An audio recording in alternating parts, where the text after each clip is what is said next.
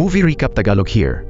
Sa isang Korean bathhouse, isang tauhan ng gangster ang lumapit sa kanyang boss na puno ng tattoo at humiling na ibigay sa kanya ang isang nightclub para siya na mismo ang mamahala rito sa sarili niyang paraan. Tinawanan lang siya ng boss at sinabing imposible iyon. Pagkatapos, binuhusan pa siya ng tubig sa mukha. Biglang pinalibutan ng mga siga ang tauhan kaya halos mamatay siya sa takot. Hindi na siya nakapagsalita. Kalaunan, tinawagan niya ang kanyang malalapit na kaibigan at nag-inuman sila. Puno ng galit ang grupo at sinimulang murahin ang boss. Sinabi nilang sinira nito ang pangako. Isang taon na ang nakalipas nang ipangako ng boss na bibigyan siya ng nightclub kapalit ng pagdadala niya sa buong grupo niya sa Gangnam para magtrabaho rito. Ngayon, nagpapanggap na ang boss na parang hindi niya sila kilala. Gustong makaganti ni Jichul sa boss kaya nakaisip siya ng isang baliw na plano. Hinanap niya ang isang hitman na galing kulungan at inalok itong ipapatay ang boss. Sinabi niya na kapag naging maayos ang lahat, bibigyan niya ang hitman ng 2 nightclub bilang gantimpala. Sumang-ayon naman agad ang hitman. Pagkatapos, sinimulan na ni Jichul ang kanyang plano. Nagpareserba siya sa isang liblib na hotel sa kabundukan at sinabing gusto niyang palakasin ang samahan nilang magkakapatid.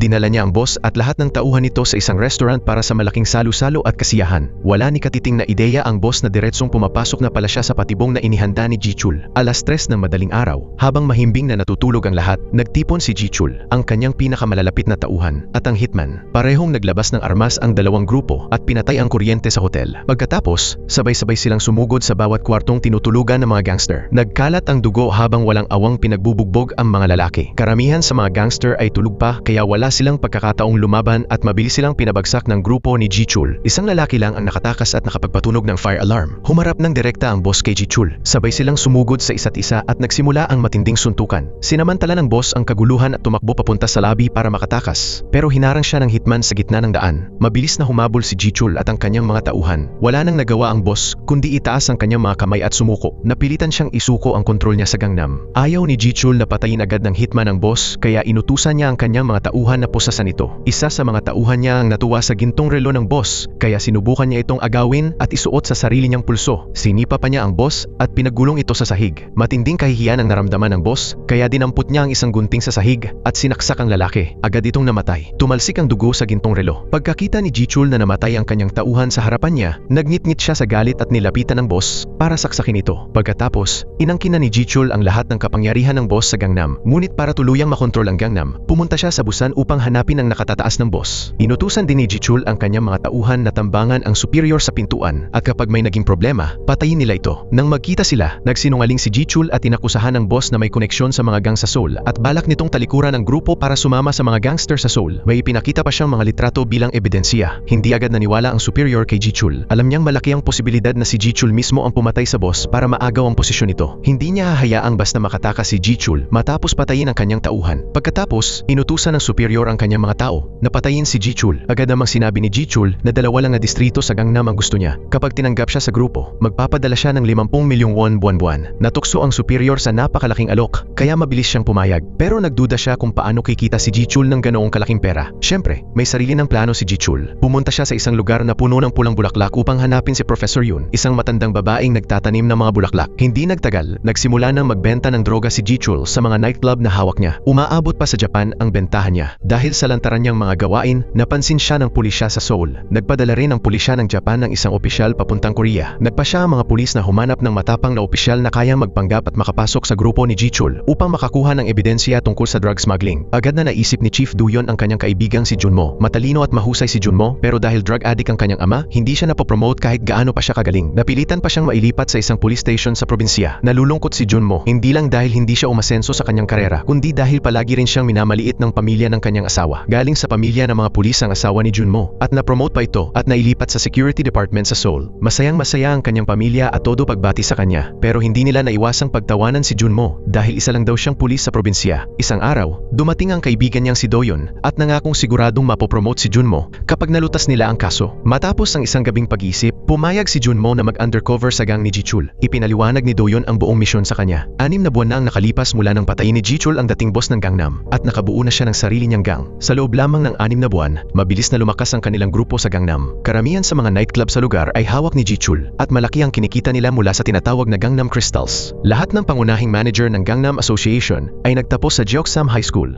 Simula pagkabata ay magkakapatid na ang turingan nila, kaya napakalakas ng kanilang samahan at para na silang tunay na pamilya. Dahil dito, hindi uubra ang karaniwang paraan para mapasok ang kanilang grupo. May isang miyembro ng Gangnam Association na nasaksak hanggang mamatay ng dating boss, at ang lalaking iyon ang pinakamalapit na kaibigan ni Jichul. Ang misyon ni Junmo ay magpanggap bilang pinsan ng namatay na kaibigan at makapasok sa Gangnam Association. Palihim, kailangan niyang maghanap ng ebidensya tungkol sa mga krimen ng gang. Tinanggap ni Junmo ang misyon. Sa unang pagkakataon, pumunta siya sa restaurant kung saan madalas kumain ng matataas na miyembro ng Gangnam Association at nagpanggap bilang isang gangster. Nagsimula siyang gumawa ng gulo. Lumapit siya sa boss at iginiit na gusto niyang makita si Jichul. Agad namang lumapit ang grupo ng mga tauhan ni Jichul para turuan siya ng leksyon. Pero mahusay lumaban si Junmo kaya hindi siya kinaya ng mga ito. Hindi nagtagal, nakarating kay Jichul ang balita. Nagpasya siyang pumunta mismo sa restaurant para makita ang manggugulo. Umupo siya sa tapat ni Junmo at tinanong kung bakit gusto siya nitong makita. Bago pa man matapos ni Jichul ang kanyang tanong, napansin niyang suot ni Junmo ang gintong relong hinablot ng kanyang mga tauhan mula sa pulso ng dating boss bago ito namatay. Saglit siyang natulala at napaisip kung sino ba talaga si Junmo. Kalmadong umupo si Junmo sa tapat ni Jichul at nagsimulang magkwento ng detalyado. Nagpanggap siyang pinsang nagdadalamhati at walang tigil sa pagmumura kay Jichul. Desidido raw siyang ipaghiganti ang kanyang pinsan kahit ano pa ang mangyari. Nang makita ni Jichul ang matinding galit ni Junmo, naramdaman niyang kaya nitong tatarin ang dating boss kapag nabigyan ng pagkakataon. Inabot ni Jichul ang kanyang business card at sinabing pumunta si Junmo sa opisina niya sa ibang araw para mag-usap sila ng maayos. Habang palabas ng restaurant si Junmo, napangiti siya. Matagumpay niyang nakuha ang atensyon ni Jichul. Napakaingat na gangster ni Jichul. Siyempre, iimbestigahan niya ang tunay na pagkakakilanlan ng sinasabing pinsan. Pumunta siya sa bahay ng ama ng namatay na kaibigan. Halos araw-araw nang umiinom ang matanda mula nang mamatay ang kanyang anak. Ikinuwento niyang matagal nang hindi nagpapakita ang pinsan dahil sumama ito sa fishing fleet. Pero kamakailan lang ay bumalik at nagtanong tungkol sa kanyang anak. Dahil sa sinabi ng ama, nakumpirma ni Jichul ang pagkakakilanlan ni Junmo bilang pinsan. Bago pa makarating si Jichul, nauna nang binisita ni Doyon ang ama ng namatay. Dahil doon, mabilis na nakalusot si Junmo sa unang investigasyon. Matapos makumpirma ni Jichul ang pagkakakilanlan ni Junmo, ipinatawag niya ito sa kanyang opisina. Kakaupo pa lang ni Junmo nang maglabas si Jichul ng isang bag na puno ng pera at sinabing kunin niya iyon at umalis na. Ayon kay Jichul, huwag masyadong magmataas si Junmo dahil pinsan lang naman siya. Nagpanggap namang magalit si Junmo at ibinuhos ang laman ng bag sa ibabaw ng mesa. Ininsulto niya si Jichul kaya hindi nakapagpigil ang mga tauhan nito. Gusto nilang pagtulungan si Junmo at turuan ito ng leksyon. Tahimik lang na nakaupo si Jichul sa sofa habang pinapanood si Junmo na nakikipaglaban sa kanyang mga tauhan. Hindi kinaya ni Junmo ang dami ng kalaban kaya mabilis siyang napabagsak sa sahig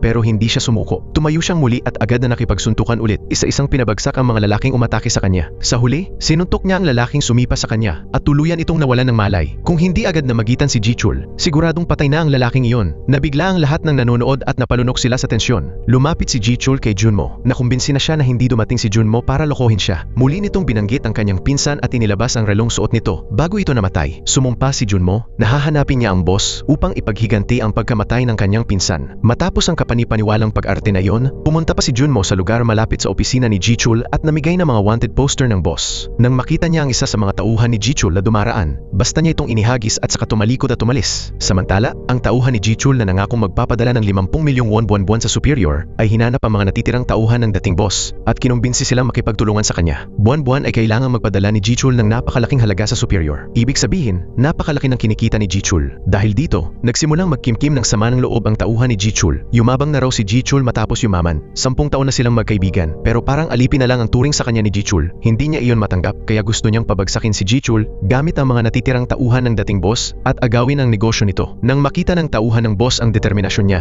nagsimula itong maging interesado sa plano. Pumunta siya sa superior upang humingi ng tulong. Pero sinabi ng superior na palaging nasa oras, magpadala ng pera si Jichul buwan-buwan. Masaya rin daw ang mga kaibigan niyang Japanese kay Jichul. Maging ang Japanese side ay nagsabing walang dapat mangahas na galawin si Jichul. Nang makita ng tauhan ng boss na sakim ang superior, nangako siyang kapag siyang pinayagang pumalit sa teritoryo ni Jichul, doble ang ibibigay niyang pera buwan-buwan kumpara kay Jichul. Nang marinig iyon, hindi na naging interesado ang superior na protektahan si Jichul. Sa pahintulot ng superior, nagsimulang gumawa ng plano ang tauhan ng boss at ang trader na tauhan ni Jichul. Dinala siya ng tauhan ni Jichul sa isang bar kung saan magtitipon ang buong gang para sa isang selebrasyon. Magkakaroon ng malaking party roon ng gabing iyon. Kinagabihan, inimbitahan ni Jichul si Junmo sa kanyang bar sa unang pagkakataon at inalok siyang sumali sa kanyang gang. Bago pa makapagsalita si Junmo, dumating na ang mga tauhan ng dating boss kasama ang iba pa nilang kasamahan. Noong una, itinago nila ang kanilang mga armas sa ilalim ng bar. Pero maya-maya, napansin nilang ni Anino ng mga tauhan ng boss ay wala silang makita. Hindi nila alam na nilak na pala ng trader na tauhan ni Jichul ang pinto mula sa labas. Wala nang paraan para makatakas ang grupo ng dating boss. Dahil naroon na sila, isa lang ang pakay nila, ang patayin si Jichul. Agad silang sumugod para umatake. Isang matinding labanan ang sumiklab. Parehong napakahusay lumaban ni Ji-chul at Junmo. Sunod-sunod nilang pinabagsak ang mga kalaban. Pagkatapos, biglang bumukas ang mga ilaw at pinalibutan ng mga tauhan ni Ji-chul ang grupo ng dating boss. Mabilis silang tinalo. Kaagad na dinala ang mga nahuling lalaki sa harap ni Ji-chul. Inutusan niya ang kanyang mga tauhan na baliin ang binti ng isa sa mga lalaki. Hindi pa siya nakontento at pinahiwaan pa niya ng marka ang mukha nito. Nang makita ni Junmo ang madugong eksena, bahagya siyang nasikmuraan. Pagkatapos ng party, nakatanggap si Ji-chul ng tawag mula sa superior. Galit na galit siya dahil pinayagan nito ang mga tauhan ng dating boss na umatake sa kanya. Kaya sinabi ni Ji-chul na hindi na siya magpapadala pa ng pera rito. Nagnitngit sa galit ang superior at agad nag-utos na magpadala ng mga tao sa Seoul upang hanapin si Ji-chul at itapon ito sa dagat para kainin ng mga isda. Pero pinaalalahanan siya ng kanyang mga tauhan na kailangan muna nilang kausapin ang Japanese side. Pagkababa ng tawag, ipinaliwanag ni Ji-chul kay Junmo na siya mismo ang nag-utos sa kanyang mga tauhan na painin doon ang grupo ng dating boss upang tuluyan silang lipulin. Wala namang pakialam si Junmo roon. Ang gusto lang niya ay maipaghiganti ang kanyang pinsan. Dinala siya ni Ji-chul sa labas. Nagniningning ang karatula ng Taiho Rock Cafe. Sinabi ni Ji-chul na pangarap ng kanyang kaibigang pinsan ni Junmo na magbukas ng tindahan doon. At ngayon, natupad na niya ang pangarap ng kanyang matalik na kaibigan. Dahil pinsan ni Junmo ang kanyang kaibigan, gusto niyang si Junmo ang magpatuloy ng pangarap nito. Pagkatapos, lumapit ng kaunti si Ji-chul kay Junmo at diretsahang inamin na siya ang pumatay sa boss. At sa ganoong paraan, matagumpay na nakapasok si Junmo sa gang bilang pinsan ng namatay. Bilang bagong miyembro, ang araw-araw niyang gawain ay magpatrolya sa mga kalsada. Maayos na sana ang lahat nang kontakin siya ng kanyang asawang si Wijong. Gusto siyang makipagkita nito sa paborito nitong Tteokbokki shop. Hindi na kinaya ni Junmo na itago pa ito sa kanyang asawa, kaya inamin niya na nasa isang lihim siyang misyon. Habang nag-uusap sila, dumating si Ji-chul sa tindahan para kumain. Medyo nataranta si Junmo at agad tumayo, saka nagpaliwanag na kasabay lang niyang kumain ang dati niyang kaklase noong high school. Magkaklase noong high school sina Wijong, Ji-chul at ang iba pa nilang kasama. Nauna nang nabalitaan ni Ji-chul na pulis si Wijong, kaya nang makita niya magkasama sina Junmo at Wijong, hindi niya maiwasang pagdudahan si Junmo. Ipinaliwanag ni Junmo kung bakit sila nagkita. Noong bata pa raw siya, madalas siyang saktan at pagmalupitan ng kanyang ama, kaya madalas siyang magtago sa bahay ni na Wijong. Ngayon daw, nakipagkita si Wijong sa kanya dahil nakagawa ng krimen ang kanyang ama at naaresto ito. Siya mismo ang nagsabi ng balitang iyon kay Junmo. Pinaniwalaan naman ni Ji-chul ang paliwanag niya at pansamantalang pinalagpas iyon. Si Wijong ang dating matalik na kaibigan ni Ji-chul noong high school at siya rin ang unang babaeng minahal nito. Noon, halos hindi sila mapaghiwalay at pareho pa nilang paborito ang Tteokbokki sa tindahang gustong-gusto ni Ji-chul. Habang pinakikinggan ni Junmo ang usapan nila,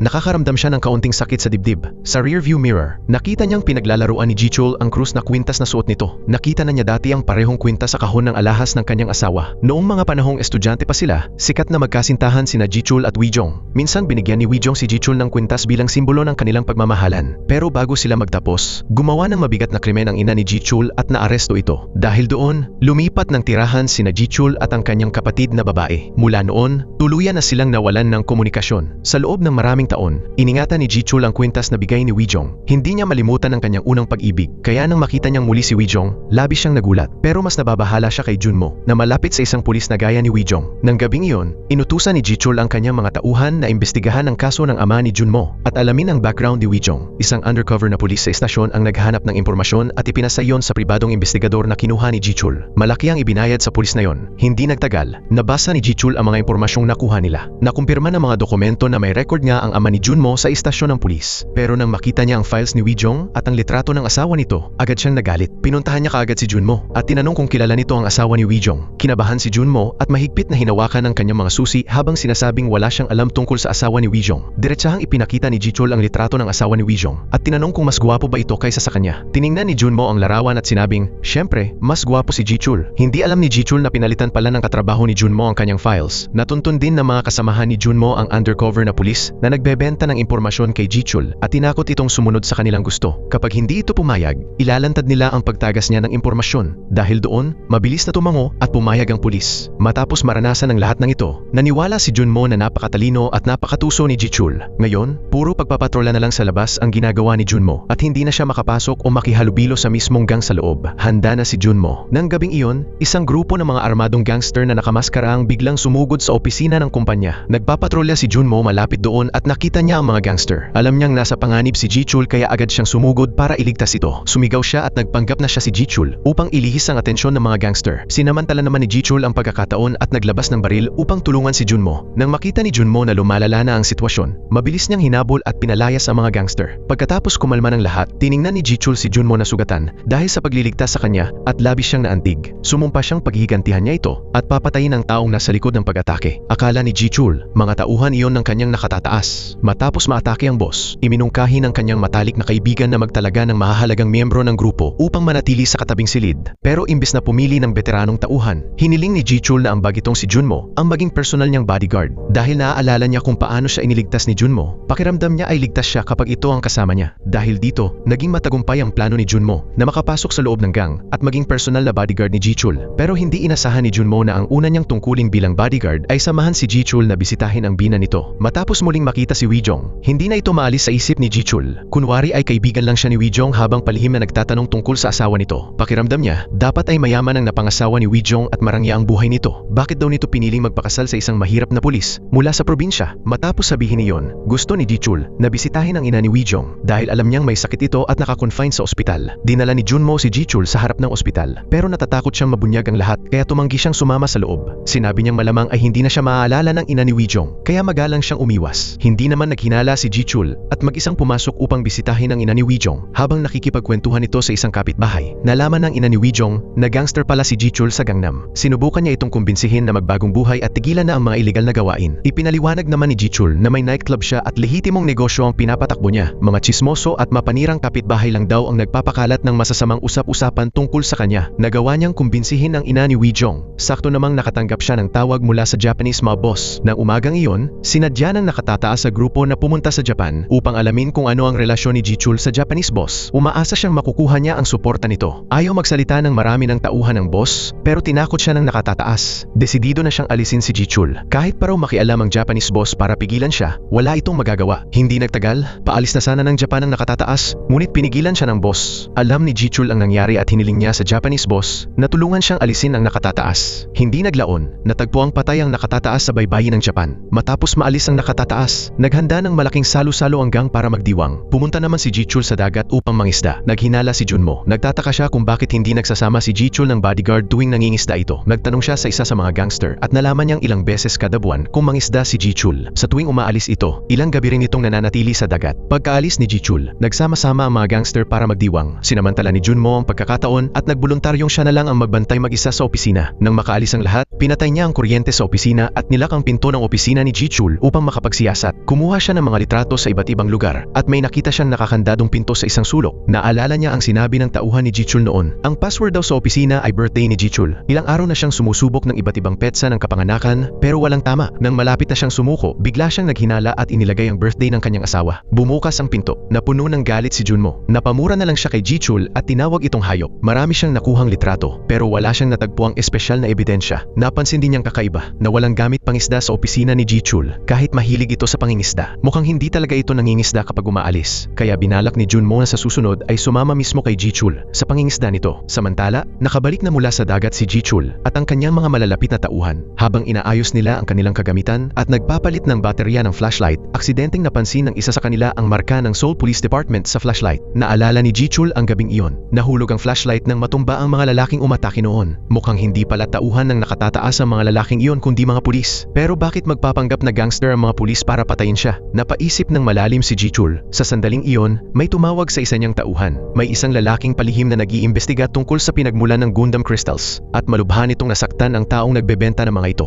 dahil wala nang ibang malapitan. Nakipag-ugnayan ang vendor sa malapit na kaibigan ni Ji-chul at humiling na makipagkita sa lalaki. Habang nasa daan sila, hinarang ni Ji-chul ang grupo at pinatulog ang mga ito sa bugbog. Dinala niya sila sa isang liblib na dalampasigan. Pagkatapos, tinawagan ni Ji-chul ang hitman at inutusang dalhin doon si Junmo. Pagdating ni Junmo, pinatikim nila ng matinding leksyon ang lalaki. Pinanood ni Junmo kung paano brutal na pinahirapan ng kanyang mga kasamahan ang lalaki at hindi na niya kinayang panoorin pa ito. Mabilis siyang nagsindi ng sigarilyo at pilit na pinakalma ang sarili. Hindi inaasahan ni Junmo na bigla siyang aabutan ni Ji-chul ng baril. Inutusan siya nitong barilin ang lalaki. Sa ganitong paraan daw, mas makukuha niya ang tiwala ni Ji-chul. Hawak ni Junmo ang baril habang nanginginig ang kamay niyang nakatutok sa lalaki. Ngunit hindi niya talaga kaya. Pumikit siya at nagpaputok. Hindi tinamaan ng bala ang lalaki. Hindi naman siya basta pinalampas ni Ji-chul at pinilit siyang bumaril muli. Sa pagkakataong iyon, tumutulo na ang malamig na pawis sa noo ni Junmo. Matagal siyang nag-atubili at hindi pa rin makaputok. Nang makita iyon ng lalaki, agad itong tumayo at tumakbo palayo. Kinuha ng hitman na nasa tabi nila ang baril ni Junmo at binaril ang lalaki hanggang sa mapatay ito. Dahil sa nangyari ng gabing iyon, nagsimulang pagdudahan ni Ji-chul ang tunay na pagkatao ni Junmo. Pinasiyasat niya ang background nito sa undercover na pulis. Pero bago pa iyon, natakot na ni Doyon ang pulis. Kaya puro walang kwentang academic records lang ni Junmo ang nakuha ni Ji-chul. Kinumbinsi siya ng malapit niyang kaibigan na mas bantayan si Junmo. Nakita kasi nitong nakikipagkita si Junmo kay Wijong. Posibleng impormante raw ito ng kabilang panig. Maaari rin daw nitong ipaliwanag kung bakit nagpanggap ng mga tauhan ng nakatataas sa mga pulis para subukang patayin si Jichul. Sakto ring lumitaw si Junmo sa lugar at nakipaglaban sa mga taong yon. Mukhang sinasadya raw ni Junmo na makuha ang tiwala ni Jichul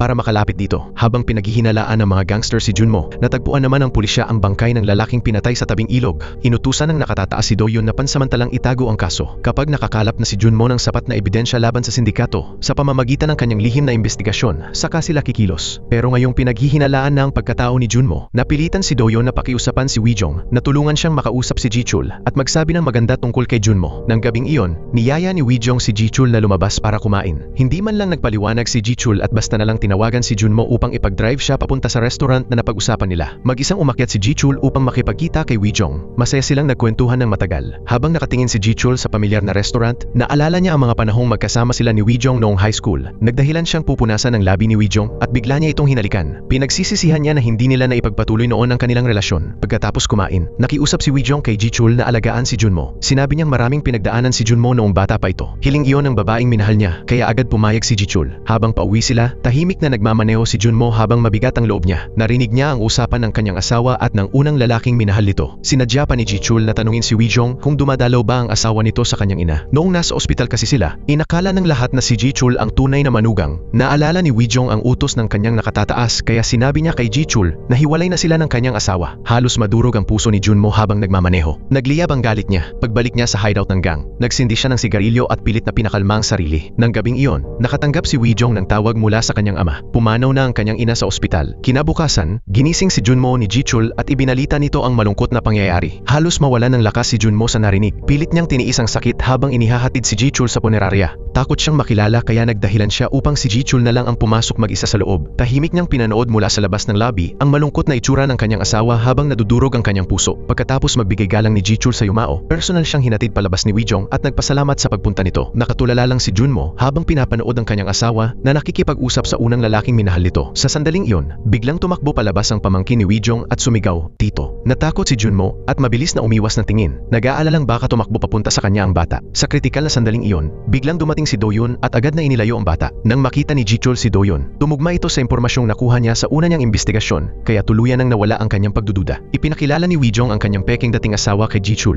Nagbatian ang dalawang lalaki. May halong galit sa boses ni Jichul habang sinisisi niya si Do-yoon bilang isang irresponsableng asawa. Bago mamatay ang ina ni Wijong, sinabi nitong mas gusto pa niya ang kanyang manugang kaysa sa dalawa niyang anak na lalaki. Pero ni minsan ay hindi ito dumalaw sa ospital. Pinagsabihan naman ni Do-yoon si Jichul na huwag makialam sa problema ng ibang pamilya. Pagkatapos ay tumalikod siya at umalis. Naiwan si Jichul na galit at labis na hindi nasisiyahan kay Do-yoon. Si Junmo naman ay tahimik lang na nakamasid. Pagkasakay ni Jichul sa kotse, sinabi ni Junmo na magbabanyo muna siya. Gusto talaga niyang makapasok sa punerarya upang makapagbigay galang sa kanyang binan. Pero pinigilan siya ng nakatataas at sinabing kailangan niyang mag-focus sa malaking kasong ito at huwag hayaang may mabunyag. Labis ang lungkot ni Junmo at pilit niyang pinigilan ang pag-iyak habang nakaluhod sa labas ng punerarya. Ang kanyang binan lang ang nag-iisang tao sa pamilya ng kanyang asawa na tunay na nagmamahal sa kanya. Tuluyan nang pumatak ang kanyang mga luha. Pagbalik niya sa organisasyon, nakipag-inuman siya kay Jichul. Medyo lasing na si Jichul at napag-usapan nito ang kanyang ina. Noong una raw, madalas bugbugin ng kanyang ama ang kanyang ina. Para makatakas sa malupit niyang ama, tumakas silang mag-ina. Pero hindi inaasahan, natagpuan pa rin sila ng kanyang ama. Dahil sa desperasyon, pinatay ng kanyang ina ang ama niya. Tahimik na nakinig si Junmo habang nagkukwento si Jichul tungkol sa kanyang nakaraan. Pagkatapos, sinabi niya kay Jichul na gusto rin niyang magtagumpay gaya nito. Ayaw na raw niyang mabuhay bilang anak ng isang adik. Gusto niyang maging malaking tao tulad ni Jichul. Bahagyang ngumiti si Jichul at sinabing tutulungan niya si Junmo sa isang kondisyon. Kailangan nitong tulungan siyang mapalapit muli kay Wijong. Napakabigat noon para kay Junmo. Pilit siyang ngumiti habang kinakamot ang ulo upang itago ang kanyang kaba at sakit sa loob. Sa huli, pumayag siya sa kondisyon ni Jichul alang-alang sa misyon. Itinuro ni Junmo ang litrato ni na Jichul at ng dalawa nitong malalapit na kaibigan habang nangingisda na nakasabit sa dingding at sinabi niyang gusto niyang sumama sa susunod nilang fishing trip. Matagal na rin daw siyang hindi nakakapangisda. Simple lang ang sagot ni Jichul. Hobby raw nilang tatlo ang pangingisda. Kung gusto ni Junmo sumama, hintayin na lang niya ang susunod na pagkakataon. Hindi direktang nangako si Jichul. Maya-maya, dumating ang matabang malapit na kaibigan ni Jichul upang kausapin si Junmo tungkol sa lakad ni Jichul noong nakaraang araw. Nagsinungaling si Junmo at sinabing sinamahan niya ang boss sa lugar kung saan inilagak ang abo ng pinsan nito. Dahil doon, nawala ang pagdududa ng matabang lalaki. Pinayuhan pa nito si Junmo na sabihin agad sa kanya ang mga ganitong bagay sa susunod. Mukhang napaka-komplikado ng relasyon sa pagitan nilang tatlo sa loob ng grupo. Pagkaalis ng matabang lalaki, dumating naman ang hitman upang kausapin si Junmo. Nagpasalamat si Junmo rito dahil tinulungan siya nito noong gabing muntik na siyang mapahamak. Park. Matagal na niyang iniisip na malabong makarating ang hitman sa pinakaubod ng sindikato sa Gangnam, kaya gusto niya itong makuha sa kanyang panig. Ibinunyag din ng hitman na tila may lihim na paraan ang tatlong matataas na miyembro ng grupo para kumita ng napakalaking pera. Kailangan daw nilang matuklasan iyon sa lalong madaling panahon. Tumango si Junmo bilang pagsang-ayon. Samantala, si Kulot, isang tauhan ng dating nakatataas, ay pumunta sa isa pang gang dala ang malaking halaga ng pera at kinausap ang second in command ng grupo upang tulungan siyang pabagsakin si Jichul. Pagkatapos, ipinakita ni Kulot ang ilang litrato. Mga larawan iyon matapos patayin ni Jichul ang nakatataas at kunin ang posisyon bilang boss. Isang taong matagal nang iginagalang ng second in command.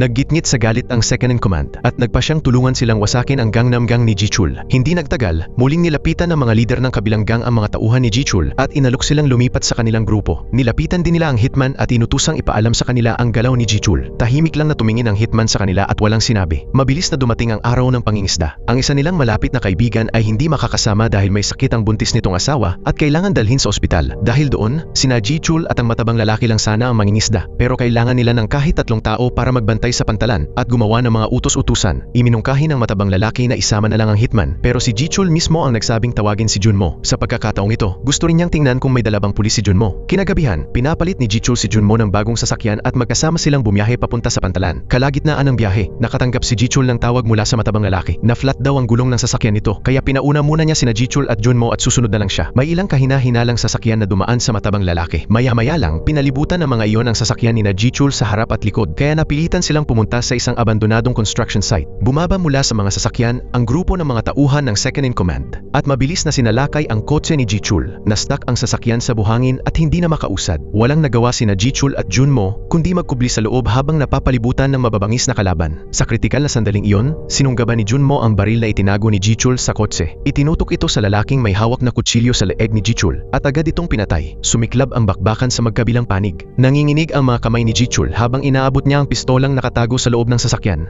Dahil sa ambush na yon, nagsimula siyang maghinala. Paanong naging ganoon kalaking pagkakataon niyon? Dalawa sa pinaka-pinagkakatiwalaan niyang tao. Ang isa ay ang buntis niyang asawa na hindi sumama sa fishing trip noong araw na yon, at ang isa naman ay biglang na flat ang gulong habang papunta sa fishing trip. Lalong nalito si Jichul nang ikasa niya ang baril at itinutok sa mga gangster na nakapaligid sa kanila. Tumayo si Junmo sa harap niya, ngunit bigla siyang hinampas mula sa likuran ng lalaking kulot ang buhok. Iniligtas ni Jichul si Junmo at agad gumanti ng putok. Mula sa malayo, pinapanood ng hitman ang labanan. Kanina pa siya hinahanap ng mga leader ng gang sa bathhouse. Ang sagot niya lang, mukha ba akong klaseng basurang tao na mananaksak patalikod? Nang makita niya ang tamang pagkakataon, pinaandar niya ang sasakyan papunta kina Jichul at mabilis na inubos ang natitirang mga gangster. Pagkatapos, tinulungan niyang makasakay sa sasakyan sina Jichul at Junmo at dinala sila sa ospital. Mabuti na lang at hindi malala ang mga sugat ni Junmo. Matapos ang operasyon, nailigtas ang buhay niya. Samantala, sinimula ni Jichul na imbestigahan kung sino ang nagsiwalat ng ruta nila sa gang ng second in command. Dahil sa pagtulong ng hitman, lalo nitong nakuha ang tiwala ni Jichul. Inutusan niya ang hitman na mag-imbestiga. Sinimulan nitong silipin ang ilang taong sangkot sa insidente. Una, ang matabang lalaki. Mukhang hindi normal ang pagkabutas ng gulong nito. Pagkatapos, pinuntahan niya ang lalaking buntis ang asawa at nakita niya itong karga ang sanggol nila. Doon napatunayang hindi ito nagsisinungaling. Nagising din agad si Junmo. Matapos ang insidente ngayon, tuluyan na siyang pinagkatiwalaan ni Jichul. Sinamantala ni Junmo ang pagkakataon at tinanong si Jichul tungkol sa totoong pakay ng fishing trip.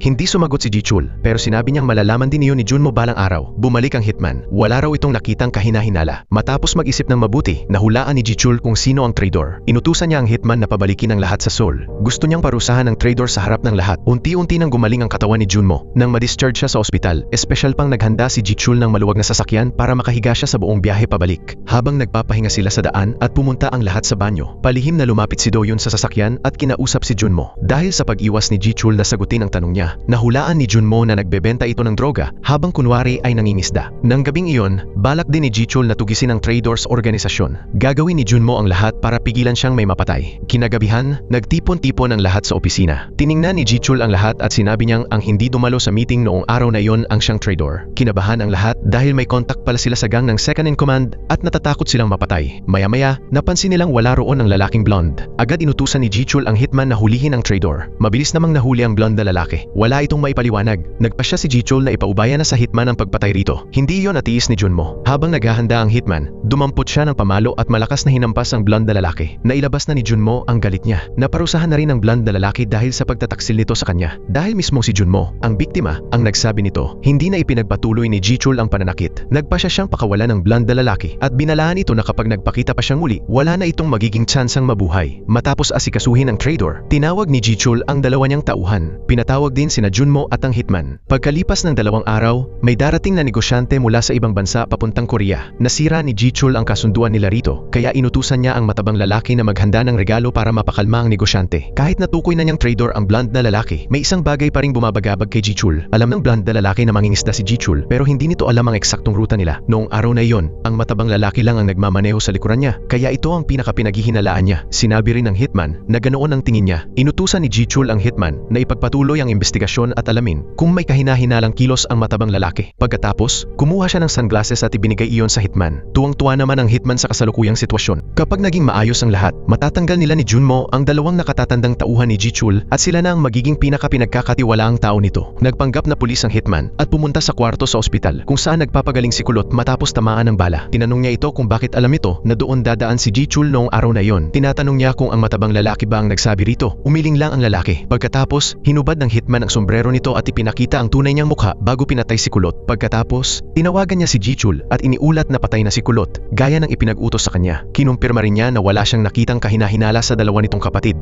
Nang gabing iyon, palihim na umuwi si Junmo para makita ang asawa niya. Matagal na silang hindi nagkikita. Lumapit si Wijong at mahigpit na niyakap ang asawa. Narinig niyang nasugatan si Junmo kaya ilang araw siyang nag-alala. Personal pang nagluto si Wijong ng pagkain para kay Junmo sa bahay. Matapos makita ang asawa, bumalik si Junmo sa organisasyon. Natuklasan na ng pulisya na totoong may darating na dayuhang negosyante sa Korea. Inutusan nila si Wijong na tawagan si Ji-chul at yayain itong makipagkita sa araw ng pagdating ng negosyante. Matapos mag-isip, pumayag si Ji-chul na makipagkita. Samantala, si Junmo naman ang inatasang sumundo sa negosyante. Karaniwan ay malamig at walang awa si Ji-chul bilang leader ng sindikato. Pero kapag si Wijong ang kaharap niya, agad siyang nagiging lalaking punong-puno ng pagmamahal. Naisip pa nga niyang pakasalan si Wijong. Hindi inasahan ni Junmo na siya pala ang susundo sa negosyante. Kailangan niyang kumpirmahin kung si Professor Yun nga ba ang dayuhang bisita na inaasahan nila. Pagdating ni Junmo sa Incheonport, nakita niya ang isang babaeng naka-sunglasses na sumalubong sa kanya. Malinaw na hindi ito si Professor Yun. Matapos ihatid ang bisita sa hotel, nakipagkita si Junmo kay Do-yun at sinabi rito na wala siyang nakuhang kapakipakinabang na impormasyon sa biyahe. Nagtaka si Junmo kung bakit sinusundan siya ni Do-yun dahil ang tungkulin nito ay bantayan si Ji-chul. Doon sinabi ni Do-yun ang totoo. Kasama ni Ji-chul si Wijong. Nang marinig iyon, hindi natuwa si Junmo dahil isinangkot ng mga pulis si Wijong sa operasyon. Nag-aala siyang baka maging masyadong malapit si Ji-chul sa asawa niya. At iyon nga mismo ang nangyari. Magkasama silang nagsimba. Hinawakan pa ni Ji-chul ang kamay ni Wijong at hindi naman ito umiwas. Handa si Wijong na magsakripisyo ng kaunti basta makatulong kay Junmo. Sa galit, bumaba si Junmo sa sasakyan at naglakad pabalik sa hotel. Habang naglalakad, aksidente niyang nabangga ang lalaking kasama ng babaeng naka-sunglasses. Napansin niya ang isang itim na kahon na mukhang kahina-hinala. Maingat na tiningnan ng dalawa si Junmo. Humingi siya ng paumanhin at nagpatuloy sa paglalakad papunta sa hotel. Dahil gusto ni Ji-chul na makita ang babaeng mahal niya, ipinasa niya kay Junmo ang tungkulin ng pagsalubong. Pagkatapos, nagtungo sina Ji-chul at Wijong sa isang mamahaling restaurant para mananghalian. Sinubukan ni Wijong na kumuha ng impormasyon mula rito, pero maingat na iniiwasan ni Ji-chul na ibunyag ang tunay niyang trabaho. Habang nagkukwento, nalunod siya sa mga alaala at naalala ang pangakong ginawa niya noong bata pa siya. Pagkatapos, iniabot niya kay Wijong ang isang napkin na may guhit ng mukha nito. Biglang nagbalik ang alaala ni Wijong. Noon, nakasakay siya sa likod ng bisikleta ni Ji-chul. Nag-usap sila noon tungkol sa mga pangarap nila sa hinaharap. Pangarap ni Ji-chul na maging may-ari ng restaurant katabi ng isang coffee shop at bar. Kapag yumaman siya, wala nang mangmamaliit sa kanya. Tahimik na pinakinggan ni Wijong ang lalaking mahal niya habang ikinukwento nito ang mga pangarap niya. Sa kanya itong tinawag na hari ng kadiliman. Nagustuhan ni Ji-chul ang titulong iyon. Nangako siyang pakakasalan niya si Wijong kapag naging hari na siya. Iyon ang pangakong binitiwan niya kay Wijong. Pagkatapos ng pagkikita nila, nagtungo si Ji-chul sa hotel kung saan naka-check-in ang dayuhang negosyante. Nagbigay si Ji-chul ng bag na puno ng dolyar at isang mamahaling relo bilang kabayaran sa pumalyang transaksyon at para mapawi ang galit ng negosyante. Pero nawalan na ng tiwala ang babae kay Ji-chul. Bukod pa roon, may dalawang taong mula Japan na sangkot din sa kasunduang iyon. Dahil pumalpak ang transaksyon ni Ji-chul, nagpadala rin ng mga tao ang panig ng Japan. Gusto nilang maupo ang tatlong panig at pag-usapan ng mas detalyado ang deal. Nang makitang wala talagang balak makipag-usap ng negosyante, humarang si Ji-chul sa daraanan nito. Ipinaliwanag niyang siya lang ang middleman. Kapag natanggap na nila ang mga produkto, ipapadala iyon sa Japan. Sa pagkakataong ito, gusto niyang dagdagan ang dami ng transaksyon at handa siyang magbayad ng mas malaki. Habang sinasabi iyon, iniabot ni Ji-chul ang bag ng pera. Tinanggap iyon ng negosyante bago tumalikod at tumalis. Kinabukasan, dumating ang panig ng Japan. Muling nagtungo si Ji-chul sa hotel kasama sina Junmo, Do-yun at iba pa. Dahil may natanggap ng impormasyon ng pulisya, naghanda sila ng ambush sa hotel. Kontrolado rin nila ang surveillance room ng mga CCTV.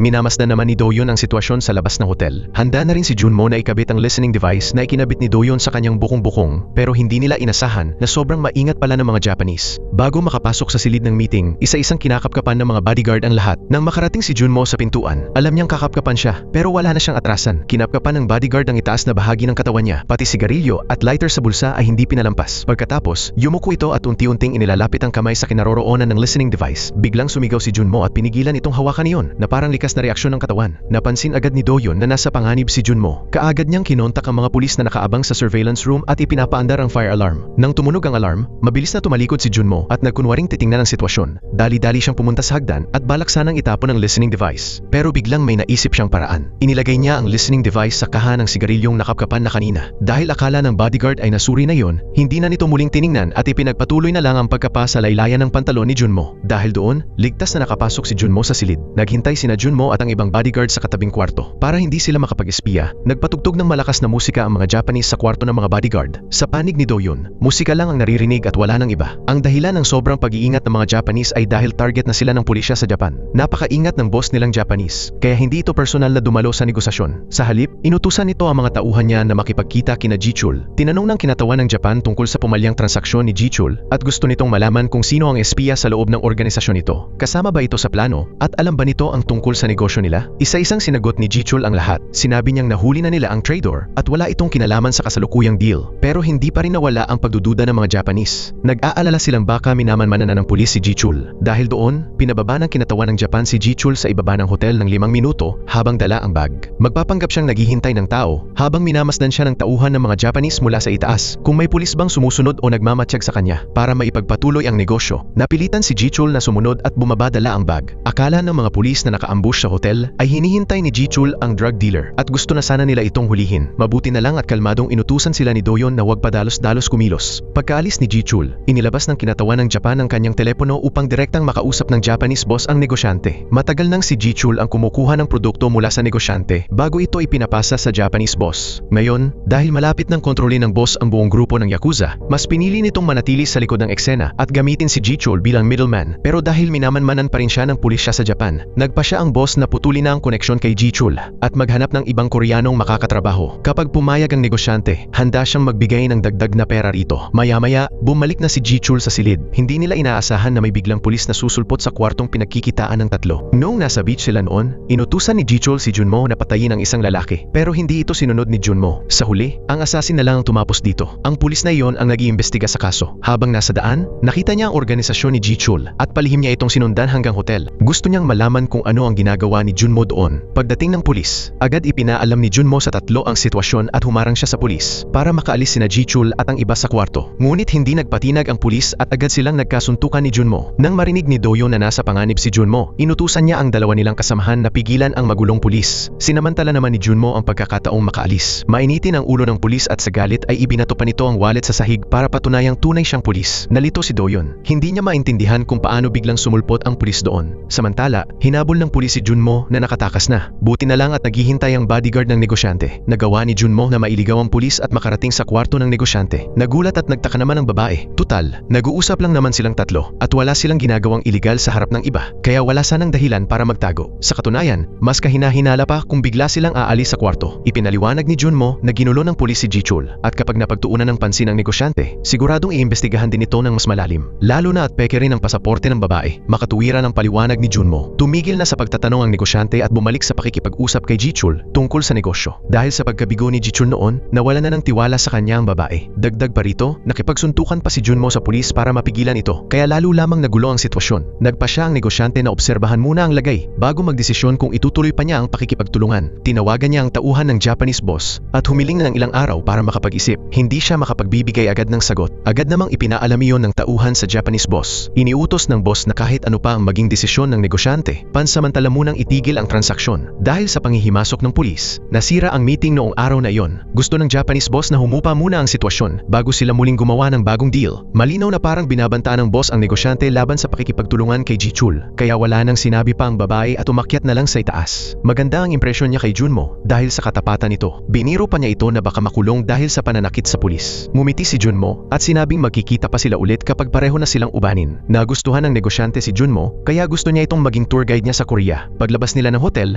nagsimulang isipin ni Jichul kung paano aayusin ang problema. Handa si Junmo na akuin ang kaso ng pananakit sa pulis. Kahit kilala si Jichul bilang malupit na leader, may emosyon pa rin ito at ayaw niyang makulong si Junmo. Kumuha si Junmo ng sigarilyo at sinabi ang kondisyon niya. Kapag nalutas niya ang problemang ito, gusto niyang isama siya ni Jichul sa mga business trip papuntang Japan at China. Pagkatapos sabihin niyon, tumalikod si Junmo at kusang sumuko sa presinto. Isang tingin pa lang ng pulis kay ni Junmo, alam na nitong inaako lang nito ang kasalanan para kay Jichul. Tinanong siya nito kung sino-sino ang mga taong nasa kwarto ng hotel. Pero syempre, hindi magsasalita si Junmo. Sa halip, kinutya niya ang pulis at sinabing wala itong pinagkaiba sa mga taong nasa ilalim ng mundo ng krimen. Nagalit ng husto ang pulis at sinipa si Junmo bago suntukin sa mukha. Buti na lang at agad na napigilan ng kasamahan ng pulis ang pananakit nito. Nakahandusay si Junmo sa sahig habang duguan ang mukha at pilit nagpapahinga. Hindi nagtagal, ipinagpatuloy muli ng pulis ang pagtatanong sa kanya. Nang makitang matigas pa rin ang ulo ni Junmo at ayaw magsalita, muli sana siyang sasaktan ng pulis. Pero eksaktong dumating ang hepe ng pulisya kasama ang chief prosecutor at agad itong pinatigil. Doon nalaman na alam pala ng pinuno ng inspection team ang tunay na pagkatao ni Junmo at sadyang pumunta ito para tulungan siya. Inakusahan nito ang pulis ng pananakit sa isang sibilyan. Paulit-ulit namang sinenyasan ng police chief ang pulis na humingi ng tawad dahil wala na itong magawa. Napilitan ng pulis na yumuko at magsorry kay Junmo. Hindi rin nagtagal at sinundo ng hitman si Junmo palabas ng presinto. Pumirma si Junmo ng kasunduang hindi niya kakasuhan ang pulis sa pananakit sa kanya. Bilang kapalit, pinawalang sala rin siya. Binati siya ng hitman dahil ligtas siyang nakabalik. Dahil curious ito, tinanong niya si Junmo kung anong klaseng negosyo ang pinag-uusapan ni Jichul sa hotel. Hindi sinabi ni Junmo ang totoo at sinamantala niya ang pagkakataon para ilayo ang hitman sa tatlong nakatataas sa organisasyon. Nangako siyang tutulungan niya ang hitman na pabagsakin ang isa sa mga iyon para makakaangat ito sa posisyon. Kapag nangyari iyon, sabay silang yayaman ng husto. Pagbalik nila sa opisina, nilinis ni Jichul ang pangalan ni Junmo at pinasalamatan ito dahil inako nito ang sisi para sa lahat. Pero ang matabang lalaki sa tabi nila ay puno pa rin ng pagdududa kay Junmo. Kanina kasi, nakita nito si Doyon na may suot na headset sa labas ng hotel na mukhang kahina-hinala. Posible raw na isa itong pulis na sumusunod kay Junmo. Ngayon naman, nagkataon pang nasalubong ni Junmo ang chief prosecutor sa presinto at nakalabas siya ng ligtas. Sa tuwing may operasyon si Junmo, laging may kasunod na pulis. Kaya lalo nitong pinagdudahan ang tunay niyang pagkatao. Hindi natuwa si Jichul sa asal ng matabang lalaki. Binalaan niya ito na marami ng butas at problema sa ledger ng organisasyon nitong mga nakaraang araw.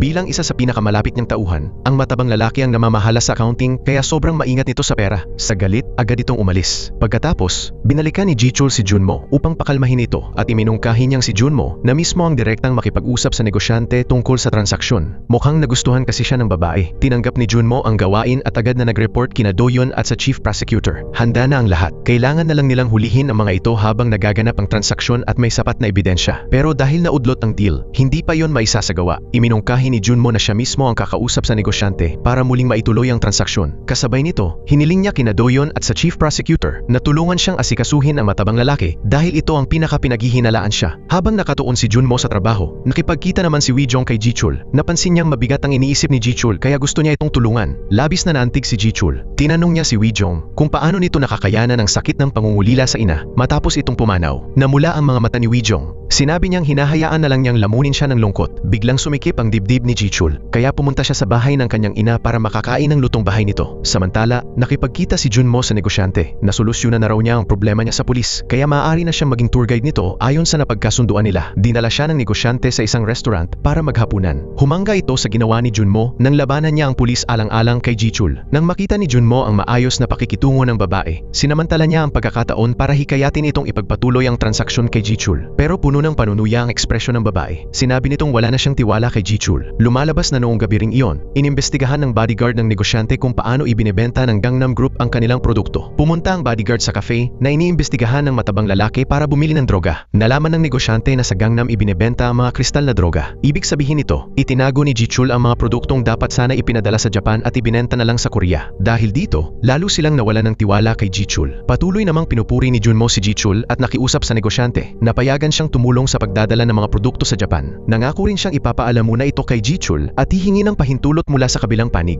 Tinanong siya ng negosyante kung ano ang pinagkaiba niya kay Jichul. Agad namang sumagot si Junmo na ang kaibahan nila ay kapag siya ang nakatrabaho nito, mas marami silang oras na magkakasama. Napangiti ang negosyante. Para sa kanya, mas mahalaga pa rin ang pera kaysa sa mga lalaki. Pagkaalis ng negosyante, agad na kinontak ni Junmo si Doyon at pinakiusapang pigilan si Jichul sa pagbebenta ng droga sa Korea. Gagamitin na rin nila ang pagkakataon para puntahan ang cafe na pinamamahalaan ng matabang lalaki at alisin muna ito sa eksena. Dinala ng mga pulis ang matabang lalaki sa presinto. Sinabihan nila itong maupo ng tahimik at huwag gagalaw. Maya-maya lang, nagsagawa ng raid ang pulisya sa nightclub. Maraming drug dealer ang naaresto. Kasabay nito, may isang celebrity at ilang magagandang babae ring natagpuan sa lihim na kwarto ng nightclub. Dinala rin sa presinto ang celebrity. Tinanong nito ang mga pulis kung sino ang nagsuplong sa lokasyon nila. Diretsahan namang sinabi ng pulis na ang may-ari ng cafe, ang matabang lalaki, ang nagbigay ng impormasyon at nasa katabing silid lang ito. Pagbalik ng matabang lalaki sa opisina, agad siyang sinunggaban sa sa leeg ng celebrity at pinagbintangang traidor. Sa una pa lang, naghinala na si Jichul na habang nasa presinto ang matabang lalaki, ito ang nagsumbong sa pulis tungkol sa bentahan ng kristal na droga sa nightclub.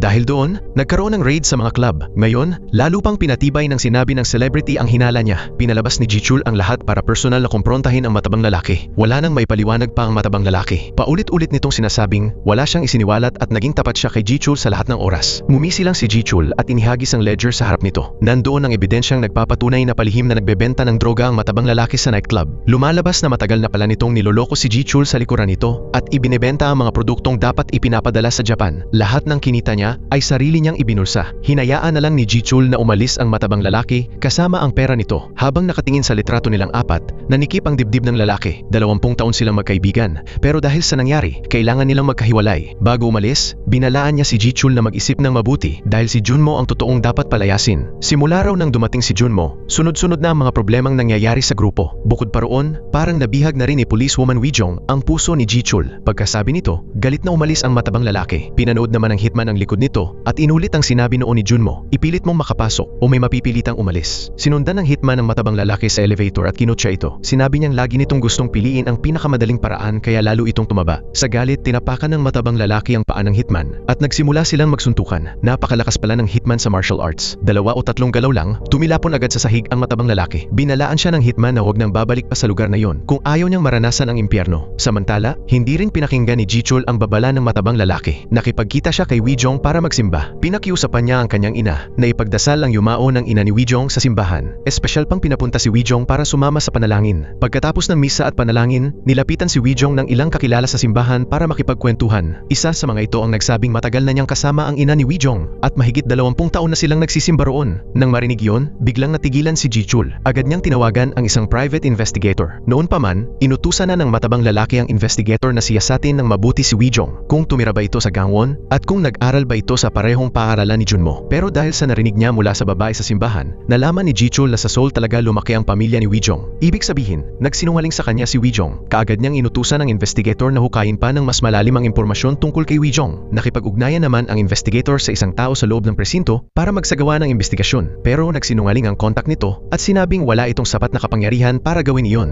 Dahil dito, napilitan ng investigator na lumapit sa samahan ng mga retiradong pulis para maghanap ng impormasyon. Samantala, dali-daling ipinaalam ng taong nasa loob ng presinto ang nangyari sa chief prosecutor. Nang marinig ito ni Junmo, agad niyang naramdaman na may mali, kaya mabilis siyang nagmaneho papunta sa samahan ng mga retiradong pulis. Samantala, nakuha na ng investigator ang file ni Wijong mula sa Police Association. Doon niya natuklasan na hindi kailanman tumira sa Gangnam ang pamilya ni Wijong. Tatawag na sana ang investigator kay Jichul para iulat ang nalaman niya nang bigla siyang harangin ni Junmo. Dinala ni Junmo ang investigator sa rooftop at pilit na hinihingi ang mga dokumentong hawak nito. Itinuro ng investigator na asawa ni Wijong si Junmo, kaya siguradong ipapaalam nito kay Jichul ang lahat. Sinubukan ni Junmo na kumbinsihin ang investigator na makipagtulungan sa kanya, pero tumanggi ito. Tumalikod ang investigator para umalis, pero hinabol siya ni Junmo. Sa takot, nagtangka ang investigator na tumalon papunta sa bubong ng katabing gusali, ngunit nadapa ito sa kable ng kuryente sa ilalim ng paa niya at nahulog pababa. Mabilis na tumakbo si Junmo papunta rito. Inagaw ang mga dokumento mula sa kamay nito at agad pinatay ang tawag ni Jichul na papasok sa cellphone ng investigator. Habang nagmamakaawa ang lalaki na tulungan siya, kinuha ni Junmo ang mga dokumento at cellphone nito bago dali-daling umalis. Pagkaalis ni Junmo, nakatanggap ng balita ang pulis na bigla raw namatay ang investigator na nagtatrabaho para sa Gangnam Association. Pumunta ang pulis sa pinangyarihan at may napulot itong lighter sa lupa. Patay na ang investigator. Durog ang puso ni Junmo. Sinubukan ni Doyon at ng chief prosecutor na pag-aani ng loob niya. Hindi raw niya kasalanan iyon. Malapit nang magtagumpay ang kanilang undercover mission. Kailangan lang nilang magtiis ng kaunti pa. Gusto na rin ni Junmo na matapos na agad ang lihim niyang operasyon. Diretso siyang bumalik sa organisasyon. Excited siyang makipagkita sa negosyante kinabukasan para maisagawa ang deal. Sa mga sandaling iyon, nabalitaan na rin ni Jichul ang pagkamatay ng investigator. Nakita niya ang pag-aalala sa mga mata ni Junmo at naisip niyang malamang ay iniimbestigahan ng investigator sina Wijong at Junmo bago ito namatay. Pero ang biglaang pagkamatay ng investigator ay lalo lamang nagdulot ng pagdududa kay Jichul tungkol sa tunay na pagkatao ni Junmo. Pagkaalis ni Junmo, agad siyang tumawag sa isa niyang tauhan at inutusang alamin kung saan namatay ang investigator. Kakababa lang niya ng tawag nang biglang tumawag si Wijong at niyayang magkita kinabukasan. Nalaman pala ni Wijong mula kay Doyon na maaaring pinaghihinalaan na ni Jichul si Junmo dahil sa pagkamatay ng investigator. Gusto niyang tulungan si Junmo na alisin ang anumang pagdududa laban dito. Pagkatapos, nagtungo si Wijong sa opisina ni Jichul. Sa pagkakataong iyon, kadate naman ni Junmo ang negosyante. Nagkataon silang nagkita at agad naging sobrang awkward ng sitwasyon. Mahinang ibinulong ni Jichul kay Wijong na gusto raw ng negosyante negosyante si Junmo at ngayon nga raw ang una nilang date. Punong-puno ng selo si Wijong pero hindi niya iyon ipinahalata kay Jichul. Dinala siya ni Jichul sa loob ng opisina nito. Nang makaupo si Wijong, sinamantala ni Jichul ang pagkakataon para ilabas ang nakatagong baril sa kahon at isang kwintas. Matapos may handa ang lahat, isinama niya si Wijong sa ibang lugar. Dinala niya ito sa isang lugar na nakatakdang gibain. Sinabi ni Jichul na matagal niyang pinaghirapan ang pagkuha ng karapatan sa pagpapaunlad ng lupa at malapit na siyang makapirma ng kontrata. Hindi lang daw sa isang sulok ng Gangnam umiikot ang pangarap niya. Balang araw, gusto niyang nasa tabi niya si Wijong at masaksihan nito kung paano magiging maunlad at matao ang dating abandonadong lugar na iyon. Nang marinig ni Wijong ang pag-amin ni Jichul, wala siyang nagawa kundi umiwas ng tingin. Matapos umamin ng nararamdaman, ayaw na ni Jichul na maglaro pa sila ng taguan. Direkta niyang tinanong si Wijong kung hindi ba talaga ito tumira sa Gangwon. Naalala niyang sinabi ni Junmo na magkaklase raw sila noong elementarya sa Gangwon. Pero ayon sa babaeng nakilala niya sa simbahan sa Seoul, nakita raw nitong nag-aral si Wijong doon noong bata pa ito. Napilitan si Wijong na magpaliwanag at sinabing nagkamali lang si Junmo. Ipinaliwanag ni Wijong na lumipat sila mula Gangwon papuntang Seoul noong kalagitnaan ng elementarya niya. Magtatanong pa sana si Jichul ng mas detalyado nang biglang tumawag ang isa niyang tauhan. Naipaimbestiga na nito kung saan namatay ang investigator at lumalabas na malapit iyon sa samahan ng mga retiradong pulis. Nang mamatay ang investigator, misteryosong nawala rin ang cellphone nito. Nasa samahan ng mga retiradong pulis din ang records ng ama ni Wijong na dating pulis, kaya binasa iyon ng tauhan kay Jichul. Pagkarinig noon, lumapit si Jichul kay Wijong at sinabing tumalikod ito sa kanya. Labis na kinabahan si Wijong. Nanginginig ang kamay niyang mahigpit na nakahawak sa baril na nasa bulsa niya. Pero bigla lamang isinuot ni Jichul ang kwintas sa leeg ni Wijong. Matapos marinig ang ulat ng tauhan niya, tuluyan nang nawala ang pagdududa niya kay Wijong. Lumalabas na pinalitan na pala ni Doyon ang file na may kaugnayan kay Junmo bago pa man. Dahil doon, nawala ang hinala ni Jichul. Samantala, dinala naman ni Junmo ang negosyante sa isang lumang residential area malapit doon. Gusto kasi nitong mamuhunan sa lupa, kaya sinadya nitong puntahan ang lugar. Hindi nito inasahang sobrang luma at hirap pa rin ang lugar. Sinabi ni Junmo na doon din siya lumaki noong bata pa siya. Dahil gusto ng negosyante si Junmo, naging curious ito sa nakaraan niya. Gusto nitong malaman kung paano ang naging buhay ni Junmo noon. Kaya dinala siya ni Junmo para gumawa ng candy. Kapag nagawa raw nitong tusukin ng karayom ang tamang pattern sa candy nang hindi ito nababasag, makakakuha ito ng libreng candy. Masayang-masayang tinanggap ng negosyante ang hamon at matagumpay itong natapos. Masaya nitong kinagat ang kalahati ng candy at ibinigay ang natira kay Junmo. Pagkatapos kumain, dinala naman siya ni Junmo sa arcade. Pagkatapos maglaro ng sandali, lalo nitong nakita na tapat at walang takot si Junmo. Sa huli, handa na siyang ipakilala si Junmo sa ama niya. Pumayag na rin siyang makipagtulungan sa organisasyon. Pero hindi na kay Jichul. Gusto niyang si Junmo na ang maging partner nila dahil gusto niya ito. Nang malaman ng ama ng negosyante ang iniisip ng anak niya, agad siyang pumayag. Ayaw na rin niyang makipagtrabaho kay Jichul matapos itong magtaksil sa kanila. Kasabay nito, inutusan ng ama ang bodyguard na siguraduhing mapoprotektahan ang negosyante at huwag itong palalapitin sa opisina ni Jichul. Lumalabas na alam pala ng ama na nakipagsanib puwersa na hanggang ng second in command sa mga Japanese. Plano nilang lusubin ang grupo ni Jichul ngayong gabi. Samantala, lubos nang nalunod si Jichul sa pag-ibig. Inamin din ni Wijong na sinuri niya ang mga kaso ni Jichul at alam niyang nasangkot ito sa kaso ng isang gang boss. Pero wala raw iyong problema sa kanya dahil nagtitiwala siya kay Jichul. Umaasa rin si Wijong na lubusan din siyang pagkakatiwalaan ni Jichul. Ibinigay pa niya ang pangakong ibabahagi niya rito ang lahat ng impormasyong nakukuha niya mula sa presinto. Pagkasabi noon, hinawakan ni Wijong ang kamay ni Jichul at sinabing maniwala ito sa kanya dahil mahal niya ito. Pagkarinig sa pag-amin ni Wijong, diretsahan itong hinalikan ni Jichul. Tuluyang nalunod si Jichul sa halik at hindi nito napansin ang mahigpit na pagkuyom ni Wijong sa kanyang kamao. Pagbalik nila sa opisina, ipinakilala ni Jichul si Wijong sa kanyang mga tauhan. Ito raw ang magiging asawa niya sa hinaharap. Agad namang yumuko ang mga tauhan at tinawag si Wijong na future sister-in-law nila. Pero sa loob-loob ng hitman at ng malalapit na tauhan, hindi sila natuwa. Hindi nila maintindihan kung bakit imbes na pagtuunan ni Jichul ang muling pagpapalakas ng gang at ang pakikipagsanib ng mga Japanese sa grupo ng second in command, mas inuuna pa nitong ipakilala ang isang policewoman bilang magiging asawa nito. Pero si Jichul, na bulag na sa pag-ibig, ay desididong sundin ang gusto niya at pinagsabihan ang dalawa na huwag makialam. Pagkatapos, pinaalis niya sila para mapag-isa sila ni Wijong. Ipinahayag ni Jichul ang tunay niyang nararamdaman kay Wijong. Sinabi niyang nagsisimula na siyang pagsisihan ang lahat ng nagawa niya noon.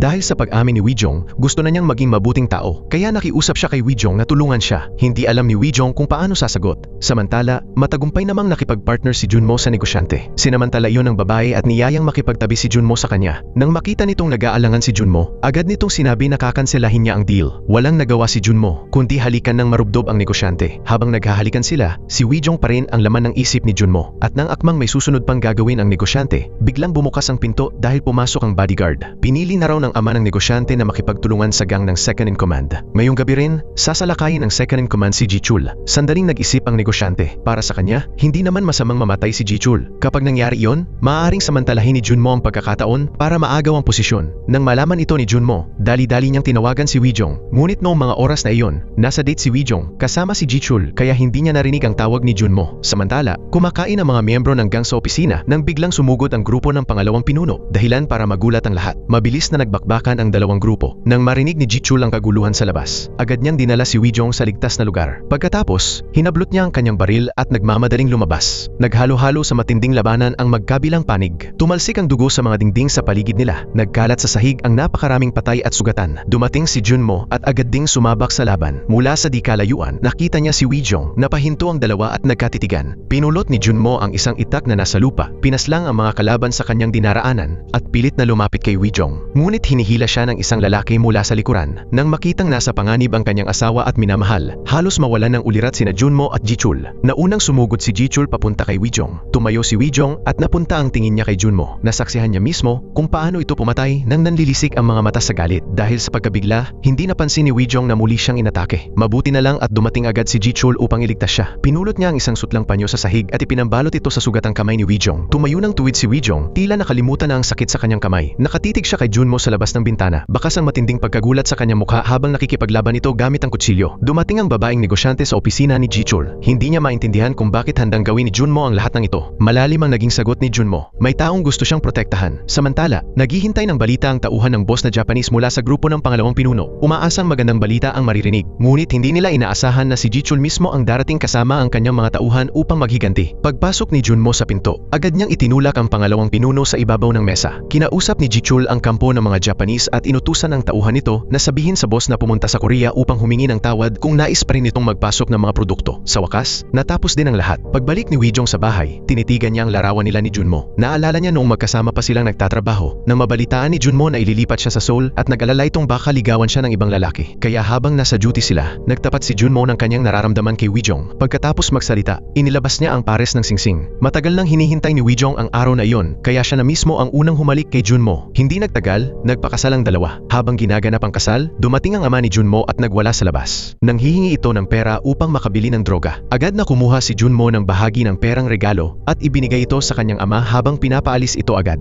Nasira ang magandang kasal dahil sa kanyang ama. Dahil dito, nalaman ng lahat ng bisita na may amang adik si Junmo. Pagkatapos, nagtungo sina Junmo at Jichul sa klinikang madalas nilang puntahan. Pareho nilang hindi maalis sa isip si Wijong. Nag-aalala si Junmo na baka natakot na ito at umaasa rin siyang hindi na ito sasali pa sa investigasyon. Nangako si Junmo na tatapusin niya agad ang kanyang lihim na operasyon at babalik siya rito. Hindi sumagot si Wijong. Pinatay niya ang tawag. Matapos malapatan ng benda ang sugat, dinala ni Jichul si Junmo sa bahay upang magpahinga ng gabing iyon. Habang inaalala ang nangyari kanina, hindi matanggap ni Jichul ang lahat. Ang pinakamahalaga para sa kanya ay muntik nang mamatay si Wijong. Nang banggitin niya si Wijong, diretsahan niyang sinabi kay Junmo, sayo siya. Pagkatapos, umupo silang apat upang pag-usapan ang nangyaring pag-atake noong nakaraang gabi. Nangako si Jichul na papahingi niya ng tawad ang boss ng mga Japanese sa lahat. Ngunit nag-aalala si Junmo na baka lalo lamang nilang ma-provoke ang kabilang panig at tuluyang hindi matuloy ang kasunduan. Kaya hindi siya sang-ayon sa matigas na paninindigan ni Jichul. Sa kasalukuyan, kailangan nilang maibenta ng mga Japanese ang lahat ng kanilang produkto. Kung hindi, wala silang perang maibabayad sa mga kalakal at mapipilitang itago lamang ang mga ito sa bodega. Kapag nangyari iyon, malamang na mapasok sila sa malaking gulo. Sa sandaling iyon, dumating ang pulis na matagal nang nagpapahirap sa kanila upang magtanong tungkol sa pagkamatay ng investigador. Nalaman niya na si Jichul ang huling taong nakausap ng investigador. Dahil dito, agad niyang inisip na may kinalaman si Jichul sa insidente. Habang nagsasalita, inilabas din niya ang isang lighter na nakuha niya sa pinangyarihan ng pagkamatay ng investigador at sinabing pag-aari iyon ni Jichul. Kalmadong inilabas ni Jichul ang sarili niyang lighter upang patunayang mali ang hinala ng pulis. Binanggit naman ng pulis ang nawawalang cellphone ng investigador. Walang emosyon sa mukha ni Jichul habang sinasabi niyang dapat sa may-ari ng lighter magtanong ang pulis dahil wala siyang alam tungkol doon. Pagkaalis ng pulis sa opisina, nadatnan niya si Junmo na nakaupo sa itaas ng hagdan. Sinubukan niya itong linlangin. Inihagis niya ang lighter kay Junmo at sinabing nahulog daw iyon nito sa istasyon ng pulis. Nasalo ni Junmo ang lighter at tiningnan ito bago sinabing hindi iyon sa kanya. Ngunit medyo mabagal ang naging reaksyon niya kaya nagsimulang maghinala ang pulis na kay Junmo talaga ang lighter. Tinanong niya si Junmo kung nasaan ang cellphone ng investigador. Nagkunwari si Junmo na walang naiintindihan. Ipinaalala ng pulis na gusto niyang mahuli ang malaking isda, si Jichul. Kapag tinulungan siya ni Junmo, itatago niya kay Jichul ang sikreto na si Junmo ang pumatay sa investigador. Matapos paalisin ng pulis, hinanap ni Junmo ang tauhang Japanese at yumuko upang humingi ng tawad. Nakita ng kinatawang Japanese na matalino si Junmo kaya pumayag itong pasamahan siya sa airport. Habang nasa biyahe, tiniyak ni Junmo sa kanila na dodoblehin nila ang supply ng produkto sa panig ng mga Japanese habang mananatiling pareho ang presyo. Ginawa niya ito upang mabawi ang mga pagkaluging dulot ng hindi nila pagnenegosyo nitong mga nakaraang araw.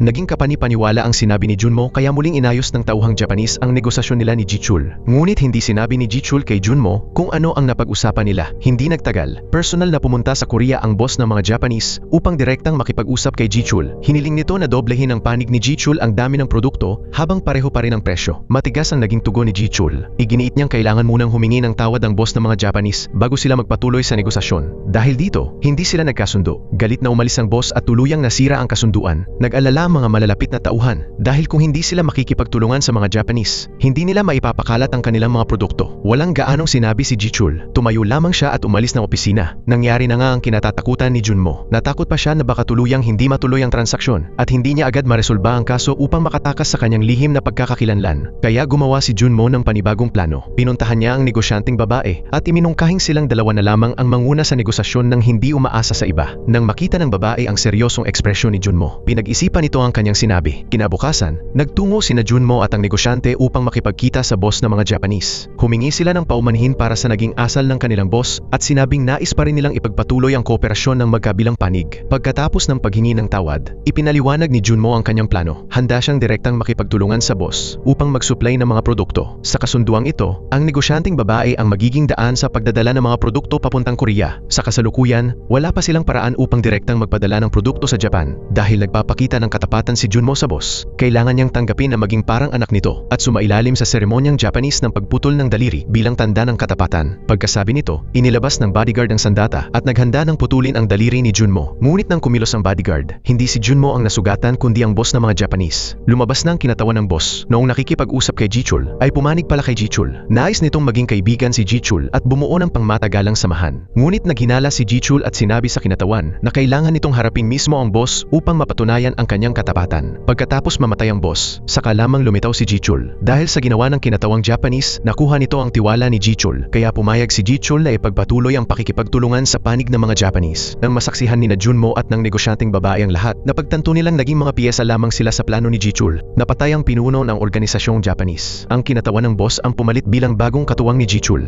Nalutas din ang mga problema nito sa organisasyon. Sa wakas ay gumaan ang pakiramdam niya. Samantala, nagsimula ng gumawa ng sariling plano si Jichul. Hinihintay lamang niyang muling lumakas ang kanilang grupo. Kapag nangyari iyon, tuluyan na siyang tatalikod sa mundong iyon at ipapasa ang lahat kay Junmo. May bago ng layunin si Jichul sa buhay. Ayaw na niyang mamuhay sa gitna ng karahasan at kamatayan. Ang gusto na lamang niya ay maging ordinaryong tao at mamuhay ng tahimik kasama si Wijong hanggang sa kanilang pagtanda. Lubos nang nahulog sa pag-ibig si Jichul at nais nang magtrabaho ng maayos at legal. Isinama niya si Wijong sa isang pagpupulong tungkol sa pamumuhunan sa real estate. Isinama rin niya si Junmo. Ngunit hindi nila inaasahan na muling lalapit ang pulis kay Jichul at makikita rin ito ang mukha ni Wijong. Nag-alala si Junmo na baka imbestigahan pa ng pulis si Wijong, kaya agad niyang tinawagan si Doyon upang balaan ito tungkol sa sitwasyon. Pagkatapos ng seminar tungkol sa real estate investment, isinama ni Jichul sina Wijong, Junmo at ang negosyanteng babae sa isang hapunan. Ipinakilala niya si Wijong sa negosyanteng babae bilang nobya ni Junmo. Hindi sanay ang negosyanteng babae sa ganoong klaseng pagtitipon, kaya nagpaalam siya at umalis kasama si Junmo. Habang naglalakad sila, nag-usap ang dalawa. Matagal nang sangkot ang negosyanteng babae sa mundo ng krimen, kaya mukha siyang matatag at matapang. Ngunit sa totoo lang, ibang-iba ang tunay niyang pagkatao. Pangarap niyang makapag-aral sa universidad sa Korea at magkaroon ng matagumpay na karera. Nais din niyang makarelasyon ang lalaking tunay niyang mahal. Habang naglalakad sila, napadaan sila sa isang tindero ng prutas. Mahilig sa mansanas ang negosyanteng babae. Naalala niya noong una silang nagkita ni Jichul at binigyan siya nito ng relo. Ang ibig sabihin daw noon ay mamamatay siya kapag tumigil ang relo, kaya hindi niya talaga iyon nagustuhan. Kumagat ang negosyanteng babae sa mansanas na binili ni Junmo para sa kanya at nagpasalamat siya rito. Pagbalik nila sa hotel room, ang negosyanteng babae mismo ang unang humalik kay Junmo. Ngunit naghanap si Junmo ng dahilan upang umiwas sa mas malapit na paglapit. Nais niyang mapanatili ang pangmatagalang relasyon nila ng negosyanteng babae, kaya mas mabuting magkaroon muna sila ng distansya. Napansin ng babae na tila laging malayo ang isip ni Junmo kapag kasama siya, na para bang may iba itong iniisip. Nagtaka siya kung may nararamdaman nga ba si Junmo para sa kanya. Tutal, gusto na gusto niya si Junmo. Sinabi naman ni Junmo na hindi siya mahusay magpahayag ng damdamin. Para sa susunod nilang transaksyon, tinuruan ng mga malalapit na tauhan sina Junmo at ang hitman kung paano mag-transport ng mga produkto. Kalahati ng kinita ay mapupunta sa organisasyon. Ang natitira naman ay hahatiin ng pantay-pantay sa kanilang apat. Ngunit sa pagkakataong ito, tig-tatlong bahagi lamang ang kinuha ni Jichul at ng mga pangunahing tauhan. Samantalang tig-dalawang bahagi naman sina Junmo at ang hitman. Inutusan ni Jichul ang hitman na alisin na ang pulis na palaging sumusunod sa kanila. Para sa pulis, tila naging multo na si Jichul na hindi niya matakasan. Sinusundan niya ang lahat ng may kaugnayan kay Jichul. Nang matuklasan Natuklasan niyang may nagbebenta ng droga. Sinundan niya ito at natagpuan niya ang ama ni Junmo. Ngunit hindi man lamang natakot ang ama ni Junmo. Diretsahan nitong sinabi na pulis ang kanyang anak at manugang. Hindi naniwala ang pulis kaya ipinagpatuloy pa rin ito ang investigasyon. Maaari nitong ilagay sa panganib sina Junmo at Wijong. Mula nang makatanggap si Doyon ng babala mula kay Junmo noon, nagpadala na siya ng mga tao upang bantayan ng pulis. Hindi nagtagal, nalaman niyang nahuli nito ang ama ni Junmo. Naramdaman ni Doyon na lalo pang lumalala ang sitwasyon. Binuntahan niya ang ama ni Junmo. Miasa siyang hindi na nito muling makakaharap ang pulis at hindi na babanggitin sina Junmo at Wijong. Magkasabi nito, binigyan ni Doyon ng pera ang ama ni Junmo bilang kapalit ng pakikipagtulungan nito. Gaya ng dati, muling dumating ang pulis upang guluhin si Jichul. Iniimbestigahan pa rin niya ang pagkamatay ng lalaking natagpuan sa tabing dagat at may nahanap na siyang lead. Lumabas sa resulta ng imbestigasyon na sangkot ang hitman sa kaso kaya dumating siya upang dalhin ito sa istasyon ng pulis. Nag-alala ang lahat na baka ibunyag ng hitman ang mga taong naroon noong araw na yon. Sinuhulan ni Jichul ang isang pulis upang maghatid ng mensahe sa hitman. Inutusan niya itong gamitin ang karapatang manahimik. Nangako si Jichul na kukuha siya ng pinakamahusay na abogado sa bansa upang mailabas ito. Sumunod naman ang hitman sa utos. Wala nang nagawa ang pulis, kaya ibinuhos na lamang niya ang kanyang galit. Samantala, plano ng grupo ni Jichul na kumuha pa ng mas maraming produkto mula sa negosyanteng babae upang mas lumaki ang kita. Ipinaliwanag ni Junmo ang sitwasyon sa negosyanteng babae at sinabi niyang nais nilang dagdagan ang dami ng produkto. Pinangakuan niya itong hindi niya hahayaang mapahamak ito. Sa araw ng transaksyon, isinama ni Jichul ang kanyang mga tauhan papunta sa daungan. Sumakay naman sina Jichul at Junmo sa bangka upang pumalaot. Pagdating nila sa itinakdang lokasyon, hinintay muna nilang maihatid ang buong 30 kilo ng produkto bago umalis ang bangkero. Sinamantala ni Junmo ang pagkakataon upang isulat ang pangalan ng barko. Pagbalik nila sa daungan, nagkunwari siyang pupunta sa banyo. Palihim niyang isinulat ang pangalan ng barko sa bag na naihatid at itinago ito sa takip ng inidoro. Pagkatapos, nagmaneho sila papunta sa ibang daungan upang makipagkita sa mga Japanese. Habang nasa biyahe, pinuri ni Jichul si Junmo dahil sa tapang at talino nito. Iyon daw ang dahilan kung bakit handa niyang ipamana rito ang negosyo. Nagpasalamat naman si Junmo sa pagtitiwala ni Jichul. Ngunit sa sandaling iyon, biglang may truck na humarang sa kanilang sasakyan, dahilan upang mawalan sila ng kontrol at bumangga sa gilid ng kalsada hanggang mawalan ng malay. Lumapit ang driver ng truck sa sasakyan ni Junmo at tinangay ang lahat ng produkto. Pilit namang tinatawag ni Jichul si Junmo habang sinusubukan itong hilahin palabas ng sasakyan kahit wala itong malay. Pagkalabas nila, biglang sumabog ang kotse. Saktong dumating ang malapit na tauhan ni Jichul upang iligtas sila. Pagkasakay nila sa sasakyan, nagnitngit sa galit si Jichul. Alam niyang ang matabang lalaki ang may kagagawan ng pagnanakaw. Tatlo lamang silang nakakaalam sa rutang iyon, kahit sugatan. Iminungkahi ni Junmo na bumalik sila sa opisina at tipunin ang lahat upang hanapin ang matabang lalaki. Pagdating nila sa opisina, ibinigay ni Jichul kay Junmo ang listahan ng mga drug dealer na bumibili sa kanila. Inutusan niya si Junmo na gamitin ang lahat ng paraan upang pilitin ang mga nasa listahan na magsabi kung may kontak sila kamakailan sa matabang lalaki. Pagkaalis ni Junmo, binuksan ni Jichul ang vault at natuklasang ninakaw din ng matabang lalaki ang perang nakalaan para sa negosyanteng babae. Labis ang galit ni Jichul, ngunit pinigilan niya ito at tumawag sa mga Japanese upang humingi ng tawad.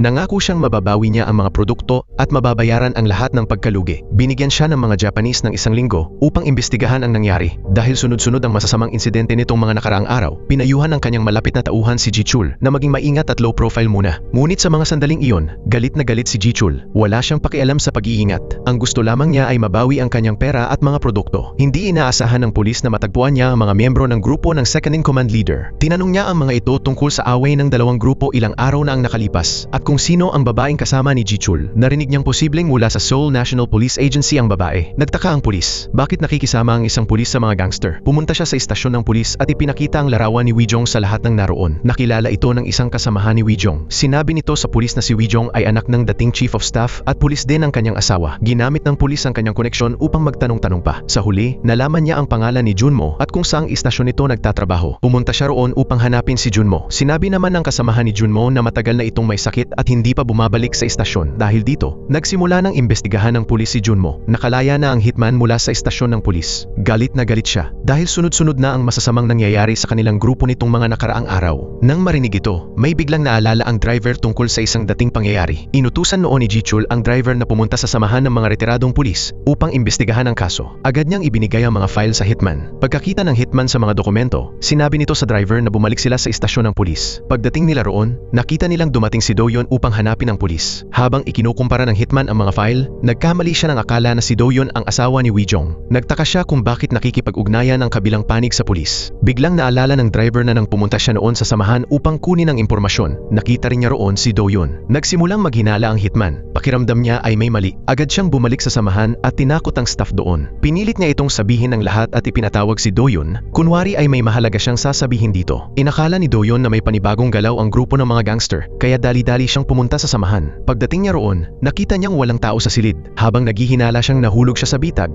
biglang lumitaw ang hitman at naglabas ng kutsilyo. Tinawagan ng hitman si Junmo at pinapunta siya sa samahan. Sinabi nitong may nahuli siyang pulis na sumusunod sa kanila. Nakaramdam si Junmo na may mali kaya agad siyang nagmaneho papunta sa samahan. Pagdating niya, nakita niya si Doyon na nakatali sa upuan at duguan. Biglang lumitaw ang hitman at ibinigay kay Junmo ang impormasyon mula sa file. Naniniwala siyang pinaplano ni Wijong at ng asawa nito na hulihin sila, kaya inuna niyang targetin ang asawa ni Wijong. Ngunit hindi inaasahan ng hitman na ang pangalang nakasulat sa police badge ng asawa ni Wijong ay si Doyon. Kaya nagtataka siya kung bakit nagpapanggap itong si Junmo at tinatanong si Junmo kung alam ba nito ang nangyayari. Dahil palagi ring nakikipag-ugnayan si Junmo kay Wijong, nagsimula siyang maghinala na si Junmo ang traitor sa loob ng grupo. Itinutok niya ang baril kay Junmo. Umiling si Junmo bilang pagtanggi. Inutusan siya ng hitman na patayin si Doyon upang patunayan ang kanyang pagiging inosente. Nang makitang nag-aalinlangan si Junmo, agad na binaril ng hitman si Doyon. Nang makita ni Junmo na bumagsak si Doyon sa sahig, sumabog ang kanyang emosyon at agad niyang sinugod ang hitman. Nag-away ang dalawa. Sa sandaling iyon, tuluyan ang nakumpirma ng hitman na si Junmo nga ang traitor sa loob. Mabuti na lamang at dumating agad ang mga pulis upang arestuhin ang hitman at dalhin ito palayo. Agad namang isinugod ni Junmo si Doyon sa ospital. Bago mawalan ng malay, pinaalalahanan siya ni Doyon na huwag kalilimutan na isa siyang pulis. Huwag niyang kalimutan kung sino talaga siya. Habang naghihintay si Junmo sa labas ng operating room, nakatanggap siya ng tawag mula kay Wijong. Doon niya nalaman na may nangyaring masama kay Jichul.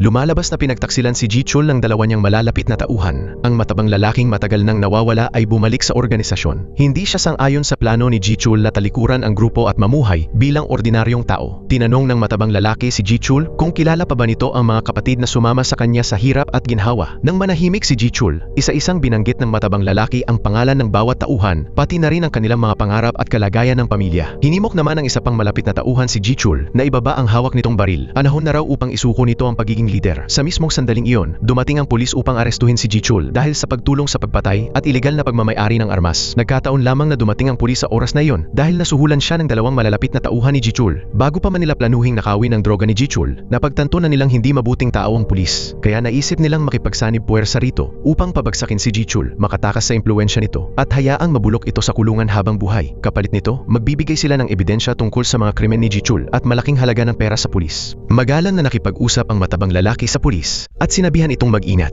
Pagkatapos, isinakay si Jichul sa sasakyan ng pulis at dinala palayo. Nagkataong nakita ito ni Wijong. Sinundan niya ang sasakyan ng pulis at agad na ipinaalam sa chief prosecutor ang lahat ng nangyari. Samantala, hindi kayang hayaang maaresto ni Junmo si Jichul, kaya binangga niya ang sasakyan ng pulis gamit ang kanyang kotse. Pagkatapos, mabilis niyang iniligtas si Jichul at dinala sa ligtas na lugar. Pagkaraan noon, palihim na nakipag-ugnayan si Junmo sa chief prosecutor upang alamin ang kalagayan ni Doyon. Nagsinungaling ang chief prosecutor at sinabing nagpapagaling pa si Doyon. Ngunit sa totoo lang, inanunsyo na ng doktor na hindi na ito mabubuhay pa. Nakakita rin ng puting pulbos sa loob ng sasakyan ng pulis. Mukhang nakipagsabuatan ito sa matabang lalaki upang nakawin ang mga produkto. Nagpadala naman ang chief prosecutor ng mga tauhan upang lihim na arestuhin ang mga drug dealer na nakikipagtulungan sa dalawang malalapit na tauhan ni Jichul. Dahil nawalan sila ng mga mamimili, wala nang ibang pagpipilian ng dalawang tauhan kundi makipagtulungan sa negosyanteng babae at sa mga Japanese. Sa sandaling iyon, doon isasagawa ng pulisya ang kanilang plano. At gaya nga ng inaasahan, biglang nawala ang mga mamimili. Nataranta ang dalawang malalapit na tauhan na parang mga langgam sa mainit na kawali. Napakaganda ng plano ng chief prosecutor. Ngunit may isang hindi matiyak na salik, ang pulis. Matapos ang aksidente sa sasakyan, dinala siya sa ospital at sinabi niya sa kanyang tauhan na hinahabol niya sina Jichul at ang kapatid nitong si Junmo. Nang mabanggit ang pangalan ni Junmo, pakiramdam ng pulis ay pamilyar ito. Naalala niyang ito nga ang lalaking laging nasa tabi ni Jichul.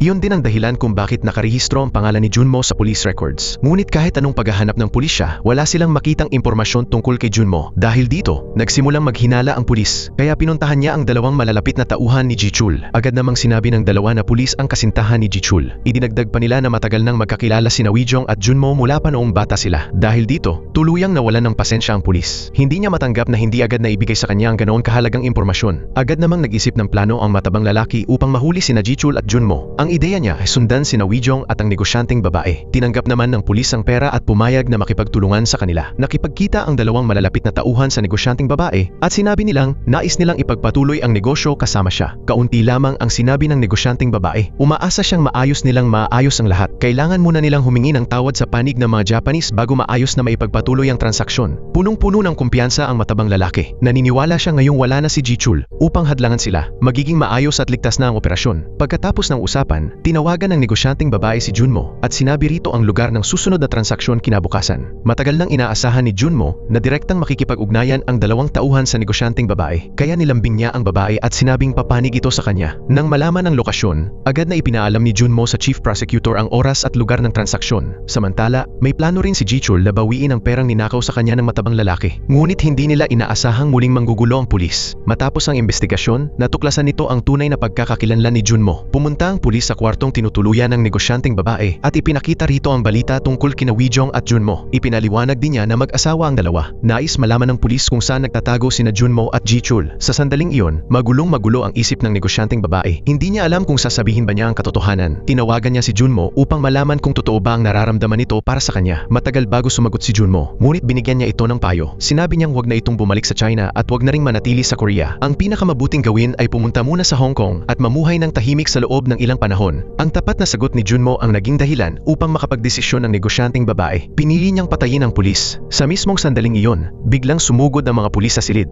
Lubhang tapat sa negosyanteng babae ang bodyguard nito. Handa siyang iligaw ang mga pulis upang makatakas ang babae. Pagkasabi nito, binuksan ng bodyguard ang pinto at mabilis na tumakbo palabas ng kwarto. Nang makita ng mga pulis na patay na ang pulis sa loob ng silid, agad nilang hinabol ang bodyguard. Sinamantala naman ng negosyanteng babae ang pagkakataon upang mabilis na makaalis sa hotel at, ayon sa payo ni Junmo, nagtungo siya sa Hong Kong. Sa kabilang panig, dumating sina Junmo at Jichul sa lugar ng transaksyon ng dalawang malalapit na tauhan at ng mga Japanese. Nang akmang bababa si Jichul upang bawiin ang kanyang pera, biglang naglabas si Junmo ng baril at itinutok ito kay Jichul. Pagkatapos, ipinosas niya ito sa sasakyan habang sinasabing, sana pagbayaran mo ang lahat ng maling ginawa mo. Ngunit bago siya umalis, iniwan niya ang susi ng pusa sa upuan ng driver. Hindi rin niya kinuha ang susi ng sasakyan. Pagkatapos, humarap si Junmo sa dalawang malalapit na tauhan na tuwang-tuwang ipinagdiriwang ang matagumpay nilang transaksyon at ang malaking perang kanilang nakuha. Pagkakita kay Junmo, agad na naglabas ng kutsilyo ang matabang lalaki upang harapin siya. Ngunit sa mismong sandaling iyon, nagsidatingan ang mga sasakyan ng pulis at pinalibutan ang buong grupo na sangkot sa bentahan ng droga. Noon lamang napagtanto ng dalawang tauhan na undercover police officer pala si Junmo. Samantala